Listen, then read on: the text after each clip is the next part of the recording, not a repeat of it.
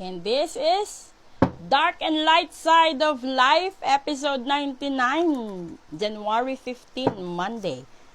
Ngayon, alamin natin, saan ba ulit nag-ugat ang mga problema? Ito na yung unang araw, singil doon sa mga nakuha natin nung December. Sino bang nangutang nung December? Ngayon, sisingilin na kayo. Malamang, no?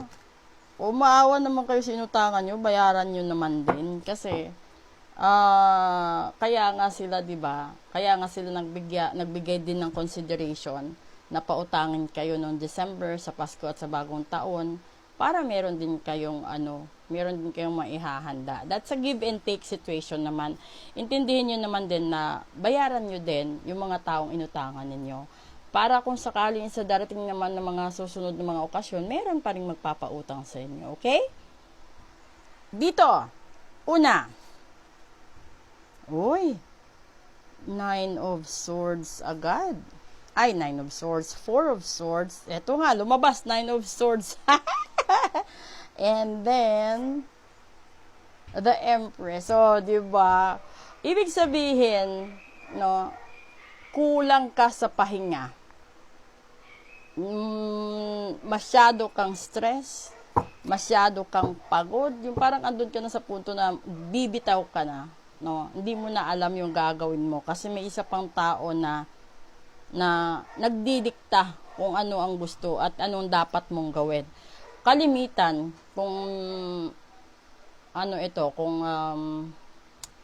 asawa or magulang na parang hindi mo na alam kung saan ka lulugar. Sa dami ng iniisip mong problema, sa dami ng mga taong nakikialam sa buhay mo, maliban pa sa sarili mo na inuusig ka ng konsensya mo, inuusig ka ng puso't isipan mo dahil alam mo, ang totoo, lalong-lalo na kung nagmahal ka ng iba at mas mahal mo yung isa kaysa kasama mo ngayon.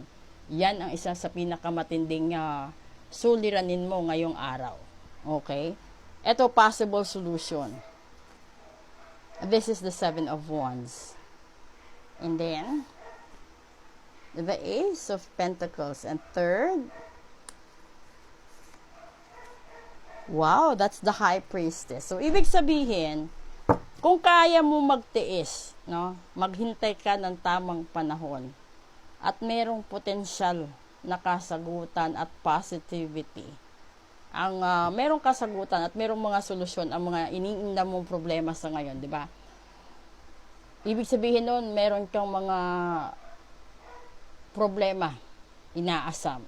Yung utang mo is isa lang yun dun, no? Yung issue mo sa pera, sa bills, isa lang yun sa araw-araw nyong ginagamit. Yung iba kasing problema natin na pinakamahirap is yung hindi kayang bayaran ng pera. Yun yung nararamdaman ng puso mo at nagbibigay ng dahilan na hindi magpahinga ang utak mo. Ito yung bagay na nagmahal ka ng tamang tao sa tamang panahon. Nagpakasal ka sa inaakala mong tao na magiging tama hanggang dulo para sa'yo. Yun. And then, hindi mo inaasahan na yung tao palang pinakasalan mo, yung tao palang papatay sa'yo. No, not literally na papatayin ka, na ito yung tao magbibigay sa'yo ng matinding problema. Ito yung tao magbibigay sa'yo ng matinding kahihiyan, kawalan ng respeto, diba? And, siyempre, kapag yun yung ginawa sa'yo ng asawa mo, talagang sasali yung nanay mo. Diba? Ayaw kasi ng nanay na makita yung anak niya na ginaganyan. Kasi, punto. Instinct ng isang ina, pinalaki ko. Hindi nga madapuan ng langaw ganito, ganyan. Tapos, aawayin mo, sasaktan mo. Diba? Parang hindi ka tanggap-tanggap. Kung yung nanay naman ng lalaki ang nakialam, ibig sabihin, matagal na niyang, yung nanay na yan, matagal na nagmatsyag na sinasaktan mo or nagsisinungaling ka sa anak niya or nakikita niya na hindi mo ginagamit sa tama yung perang pinapadala ng asawa mo at na siyempre anak niya, nakikita niya na yung mga apo hindi naaalagan na nalagaan ng husto, nakikita niya kung ano ginagawa mo. Tapos bago sasali ang isang ina kasi sa usaping mag-asawa, punong-puno na yan. Kasi hanggat kaya niyang magtimpi, hanggat kaya niyang magtis dahil mahal niya anak niya, hindi sasali yan. Pero abangan nyo, kapag sumali, manugang nyo, ibig sabihin, ubos na pasensya nun. So, ito yung solusyon, di ba? Sa sukdulan, which is the high priestess. Ibig sabihin, kung nakayanan mong antayin na dumating ang tamang tao para sa'yo, ito yung tao na magbibigay sa'yo ng lahat ng positivity and lahat ng potential. Until such time na darating ka sa punto na ang buhay mo hanggang sukdulan maganda. Kung marunong ka munang magtiis at maghintay. Pero kung ikaw yung tipo ng taong namimilit ka, namimikot ka, nanggagayuma ka, or nambabarang ka ng tao, dahil sa ayaw nila sa'yo, or hindi ka nila kayang tanggapin, hindi ka nila kayang pakasalan, hindi ka nila kayang piliin, wala, hahantong ka lang talaga sa karma. Hindi ito naka-exclusive lang doon sa third party. Kasi kahit ikaw yung legal wife, kung deserve mo ang karma from third party and your asawa, you will have the karma instead. So, sinasabi ko, bubuksan ko ang topic na ito kasi napakalakas nito na topic lagi sa araw-araw sa social media. Hindi kumo, ikaw yung legal husband or legal wife, sa'yo papanig si karma. Pakatandaan mo, pwede siyang madelay, pero hindi siya nakakalimot. Kasi may mga asawa na pinapalabas sa mata ng tao sila ang tama. Sila ang malinis.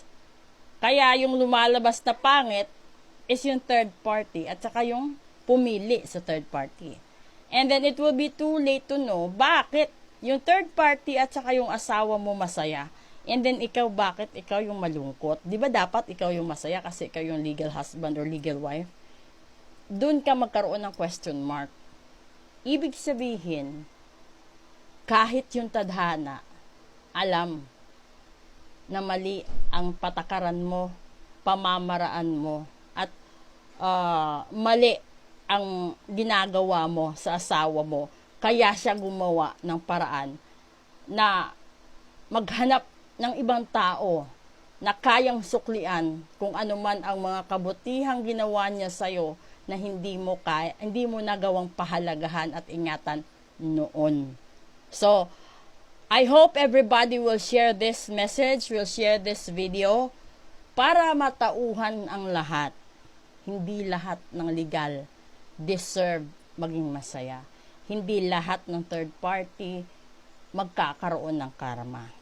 Kasi kahit ang Diyos, kahit ang universe, at saka yung mga vibration energies natin and frequencies, alam nila kung sino ang nasa tono at kung sino ang wala. Okay? So maraming salamat po sa suporta. Right after this, proceed tayo sa Real Talk 101 natin, which is the episode 45 for this Monday. Sa gustong magpa-card read bago ang Valentine's Day para malaman nyo kung yung taong ba yan, mabuti, ganito, ganyan, magpa-reading kayo para hindi na kayo magsayang. Kasi baka magkamali kayo ng sasagutin at pipiliin sa Valentine's Day at maitsipwera nyo yung tao talagang totoo. At yung mapili mo, yung tao pala na right after ng date, bubuntisin ka lang at iiwanan. 'Di ba? Yan yung pinakamasaklap. 2024 na, iwasan nyo nang mangyari yan. You have to book for a full private reading and if you need cleansing and rituals, do so. Para hindi mawala din sa inyo ang mga mahal nyo sa buhay. Good afternoon!